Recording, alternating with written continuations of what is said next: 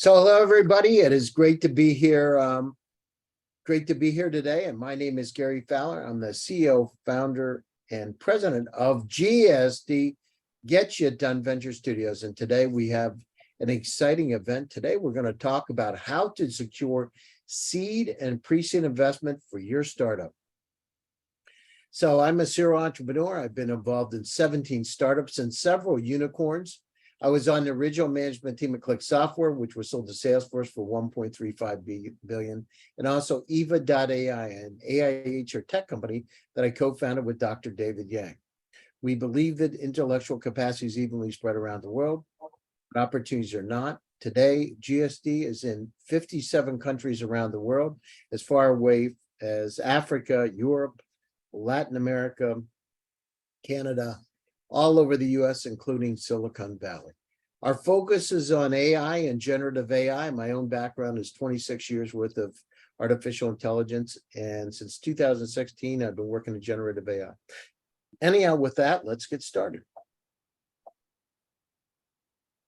Okay, can you move the slides, Diane?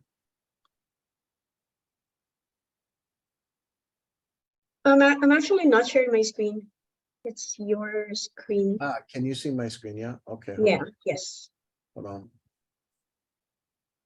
So the first part is I want to talk about, validating the ideas. I want to talk about developing projects. I want to talk about achieving your key milestones. So what is seed and pre-seed investment? What is the significance? So you get started in your company, you come up with an interesting idea.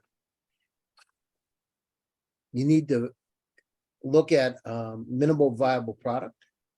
You need to go out and take that out to the market using your customer development to see if what you believe in is right and it works. If you look at it, there's a book called The Owner's Startup Manual by Bob Dorff and Steve Mike. I highly recommend that book. And in fact, today, if you want, Diane can send you over a book that I recently wrote for South Korean startups that'll be interesting for all of you about how to go global. So she can send that over to you. So anyhow, what is pre-seed? So pre-seed, seed level investment is some of the first money generally after you get your family and friends round. Sometimes they say family, friends, and fools, but that's how you get started with your company. Use your own money, use your friends' money and family's money to help get it going. The pre-seed money is really, at that point in time, you really don't have any solid valuations. You're looking at money, up to several $100,000 in general. Less than 500,000 from my perspective. It changes all the time. But the idea is you want to be able to go out and test it. You want to go out and see if this product or service is really what somebody wants. Then you go to the seed level. Now, as you're going up the round, this is a seed, which is a pre-Series A round of funding. The seed running is just a little bit more money. I've done seed rounds, just FYI. So my seed rounds at Eva was up to $7 million. I did a 3 and 4. Generally, they're a lot less. Generally, they're less than $1.5 million or so. Gut feels $500,000 to $1.5 million. What is the significance? This is really the energy, the fuel for the ecosystem to get these companies started, to go out of the garage and turn something from an idea into a reality. So each one of you, start out going out with your family and friends. Go out and then talk to more sophisticated investors. Who would that be like? Angels, super angels are really good, like the Bay Area angels in the US, the band of angels. You want those people. Who are they generally at the pre-seed and seed level?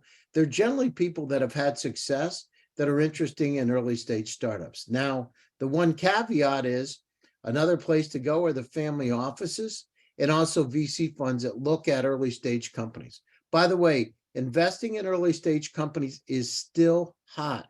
Even though the market downturned, Series A investing is down about 70%.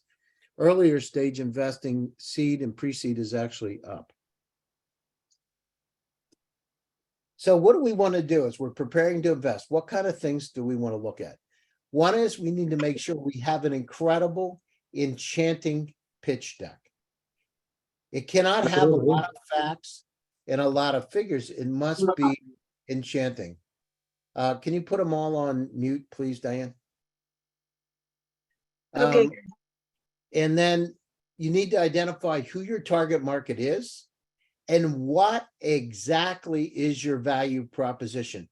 By that, I mean, what's going to make, by using your product or service, make it better for that company or that individual, whether it's a B2B or B2C. What is it? Now, how do you test that? As I said, you do your customer development. What does your customer development do? It validates the product or service you have. And how do you do it? You go out, you interview people. What I did on my side when we did EVA is we actually walked down the street in Palo Alto, California, and I took people off the street and interviewed them. And I talked to them. I sat down and I had a PowerPoint presentation that I had done up, and I had my iPhone. And I recorded it. I said, what will you think about this? Why? Because one of the challenges that you make sometimes is you believe that there's a value proposition that may or may not be true. You want them to validate it. What does it mean, validate? It means when they get so excited that they want to grab the product or service out of your hands. You need to do the right kind of market research. Is what you're doing right? Is it a crowded field with a lot of players? Is it something that's at the beginning of the chasm that hasn't crossed yet? Is it a new market opportunity? You want to demonstrate that whatever that product is, that there's a big enough market to be able, for you to be able to be supported, your company be able to support it. You need to build a really good, great team. I always look at hiring people that are a lot smarter than what I am. You want to make sure they have relevant skills and expertise, because in a sense, you're married to that team for the duration of the company. You want to make sure you get along. There's another rule. Do not have more than 3 founders of a company. Why? Because investors many times don't want to invest at over 3 founders, because they many times can't make decisions, because you have 2 and 2 that are fighting against each other in decisions. 3 is what is the magic number in terms of the max. You need one person that can operationally run the company. You need another person, and from my perspective, that's financially inclined. And the third person, you need somebody that knows how to do sales, marketing, and business development. Why? Because those are that's the true fuel of that company. Look at it, the rule of 3s. And I told you about developing a minimal viable product. Don't go out and over-engineer it and make it so complicated that nobody wants to buy it. Make sure it's interesting to people. It's not overdeveloped and you're not spending a lot of money, because the key is you need to get it to market to see if it's really something somebody wants. You may have to pivot to, as I did, we pivoted 3 times with Findo. We started out at Google like search to your personal cloud. Then we went to a task assistant, and finally remote workforce management. Same tools, essentially.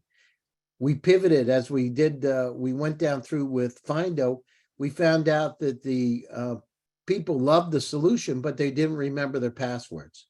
So we pivoted to a task assistant. As soon as we did that, Google came out, they bought X.AI. We understood that that wasn't going to work, and we moved over to remote workforce management. Your key is you got to have the flexibility enough that you're willing to change based on what the market conditions are. And by the way, they change very, very quickly sometimes. Next thing, how do you build relationships with investors? Well, you're doing a great job by coming here today, because these are the great places to meet investors and to learn about it. Go to industry events, go to startup meetings, talk to people, have business cards, have it set up with QR codes on your phones so that you can exchange information. Go meet with the people. Don't be shy. Don't be introverted. Go out and talk to them. Shake their hands. Tell them what you do. Have your little elevator pitch ready to go. I remember one time I was up in New York and I needed to get to the president of Walmart. And I saw the president of Walmart coming off the stage, and a lot of people wouldn't approach him, but I really needed his business. And I went right up to him and I said, David Glass, Gary Fowler, Gary Fowler. He said, do I know you? And I said, let me tell you a little bit about what we do. Anyhow, what happened is I developed a relationship with them, and they end up being one of our first customers. The key is it's the same kind of relationship building that each and every one of you need to do.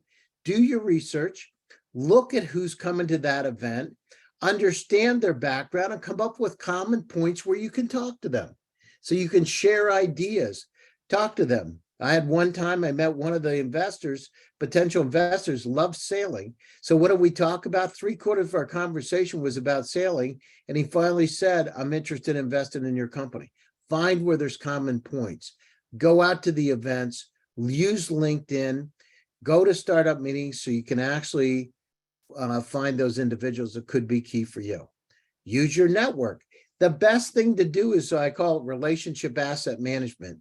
By that I mean, use your network of the contacts that you have to be able to do introductions to those investors in a friendly way. It's always nice to have a friend do the introduction. It dramatically increases the probability of success.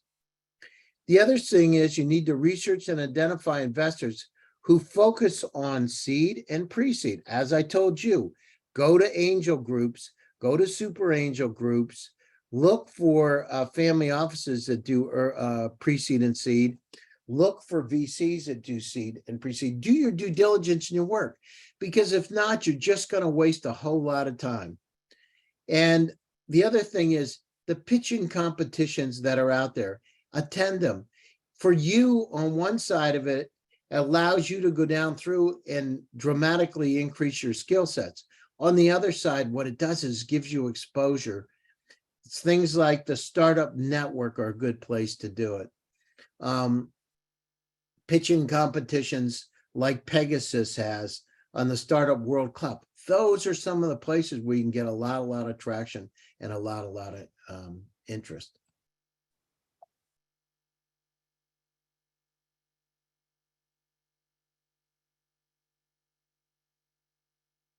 The pitch. So here's what you want to do with your pitch. So all of you out there, you want to, one is you want to be clear and concise. Do not put so many words on there on your pitch that it looks like you're actually creating a research document. I've seen a lot of people, particularly the ones that have technology degrees, come up and put way too much on there. Clearly communicate the problem and clearly talk about the solution. You need to talk about what the market opportunity is and growth. Why? Because if you're going to be in, somebody's going to be investing in your company, they want to understand how much their money is going to grow and what's the potential they're going to be able to get an exit. Why are you different? What are the competitive advantages that you have? Your product is ahead of the competition in terms of technology. Your team has proven experience. You've had exits. You've got the right product at the right place at the right time. Those kind of things. Look out, do a little bit of research. Like I said, Diane, if you can send them all a copy of my book on the one I wrote for the South Korean startups, that would be great. Okay. Then the other thing is highlight the key milestones achieved. What have you done? What are you going to do? For instance, if you got some incredible results in terms of the number of customers using your product or service, if you've gotten some stellar new accounts, if you have any type of significant event, you won some awards or even some startup competitions, highlight it. Talk about your revenue model and how you'll be able to kind of monetize your company, how you're going to be able to make money. Talk about things like your financial forecast. What is real? Now, one of the challenges, sometimes people come up with 5-year models. Listen, the investors know you can't really forecast what's going to happen 6 months from now rather than 5 years. It really looks kind of foolish. At the very best, I would do a 3-year model and talk about exactly how you're going to use funds. What, one of the things they don't want to see is that the founders are paying themselves incredible salaries and they're not putting much money into the rest of the company. I've actually seen that happen before. Make sure you use a realistic financial forecast and funds that'll justify that forecast and being able to grow your business. These are the kind of things, each one of you, that I want you to have in the decks. I want you to talk about your traction and milestones, especially today. Tractions and milestones are incredibly important. I want you to talk about the market analysis and the target audience. What is your problem statement and what is your value proposition? We talked about the business model and monetization strategy, critically important to have it in there. What have you achieved? What are you going to achieve? Who's the team? Why they're important? Who are key personnel? For instance, if somebody's, if you're doing generative AI and they've been working in generative AI for 5 years, have worked with large companies or smaller companies that are notable, put them down. Put down the team if they've had exits, the CEO, COO, CFO, etc. Put down the kind of key successes that they've had. All this, what I want you to do is you want you to build credibility. And then the final thing is, don't forget the ask, and I've seen this happen a lot of times. Make sure you have your financial projections and how much money you need to raise. Now, my suggestion is you make this real, because sometimes people come in with what I call irrational exuberance.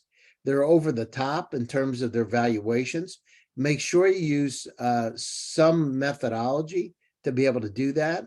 I have written quite a few articles about it. You're welcome to check those out, but make sure that you have realistic expectations based on the current market today.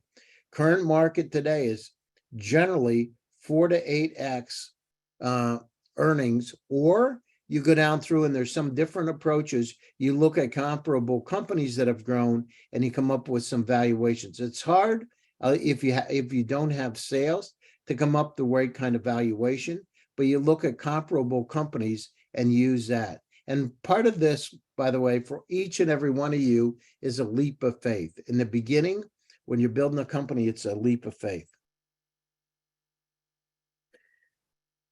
So let's go down through it. I just talked about some of the people some of the groups that could be interested in investing in your company. The angel investors are generally high net worth individuals, and they take their own money and invest their own money. So there's actually 2 categories of them: angel investors and super angels. Super angels are just a bit wealthier and they do a lot more investing. As we venture capital firms, well, who are they? They're professional investors that focus on startups, but you particularly want to look for the ones that write smaller checks and invest in early stage startups that have an appetite for them. And by the way, there are quite a few of them. We have GSD, our super scaler. I mean, we've had incredible success at GSD. We have 133 companies in our portfolio today from 57 countries around the world. I've been involved in startups myself, as I said, for over 30 years in Silicon Valley, 17 companies, several unicorns, including a NASDAQ IPO. Companies like ours, where we come in, by the way, we're an operational family office, which means that we like to guide those companies through the process and use our network and connections to give them more introductions. It's a little bit different model. We don't take, 4 to 8% of a company in the front end. We charge. So it cost me $25,000 to put a company in for 15 weeks. I'll pay $15,500 of it. The company pays $9,500. We do it that way because we look at it as dating before you get married. We are potential investors. We deal with about 1,400 family offices and over 10,000 investors worldwide. And they know us because we've been in a long time, and they come to us for deal flow, especially folks, if you've got AI or generative AI companies. I mean, they come to us a lot because we're quite active. We've done 1,000 podcasts, written several books, have had exits. We're just known. So that's where we come in. But the other thing is look for programs as ours is. We do the funding, mentorship, and advisors, and also other resources that they have to be able to help you grow your business. So in our case, our contact network worldwide. So on one side of it, the high net worth individuals are also potentials because they own companies that could be partners for your company. Look for those kind of folks. You know, I just had one company that was in the automotive industry, and we happened to know one of the top automotive families, made a phone call. That family not only was interested in the technology, but also wanted to invest in the company as a strategic investor. Look for those. Look for companies that can help you grow. Your key is to find the highest level people that can help you grow the fastest on a global basis. We use Silicon Valley as a port to the rest of the world. Government grants or programs, you know, many times when you're just getting started, many countries have all kinds of programs to be able to basically jumpstart you. Look for those in your region. There are crowdfunding platforms that you can get your company on to be able to raise money, all kinds of different ways to do it. So look for some of those. But make sure that the companies you do that with are legitimate companies, because the last thing you want to know is you go to the next funding round and you end up hearing from them that they're not interested because of the way you got your previous round. You know, so these are the steps. This is 101. So when you're going down to secure seed or pre-seed investment, they're going to ask for your deck. Make sure your deck is right. Don't make it like 20, 30 pages. Make sure it's clear. Guy Kawasaki wrote a book on it. It's called The Art of the Start. He talks about the key elements of a deck. Take a look at it. He does a really, really good job. In this initial screening and due diligence, they're going to look at your company. They're going to look at you. They're going to check you out, your LinkedIn profile. Make sure your LinkedIn profile is updated and it's got the right kind of information on it. So when they look at it, it doesn't, it's not senseless. Make sure it makes sense. Make sure even your Facebook profile is up to speed. And if there's any nefarious pictures, get them off, because a lot of people check. They just want to know who they're investing in. They're doing the research. They'll do either in-person or virtual meetings. Most of the investors I know today do a lot of virtual meetings, and they even invest virtually, although it's coming back a bit where they want to meet you on site, but still, you know, in-person or virtual pitch meetings. You got to go down through, look down through if you got questions or concerns. If they do give you a term sheet, make sure you hire a lawyer to go down through and help you to make sure you understand what you're buying in. Because for each one of you, those investors are going to be married to you for the next 7 years until you have an exit. You want to make sure that you get along, you're all on the same page, and you like each other. Sometimes companies will go out just to raise a round. They'll find people they're not really friendly with, and they'll have a problem. Make sure that you get down through and find people that you can develop a relationship with and understand and want to be around. And then the final thing is just close the round. How long does it take from the time you get started and raising money to the time you close the round?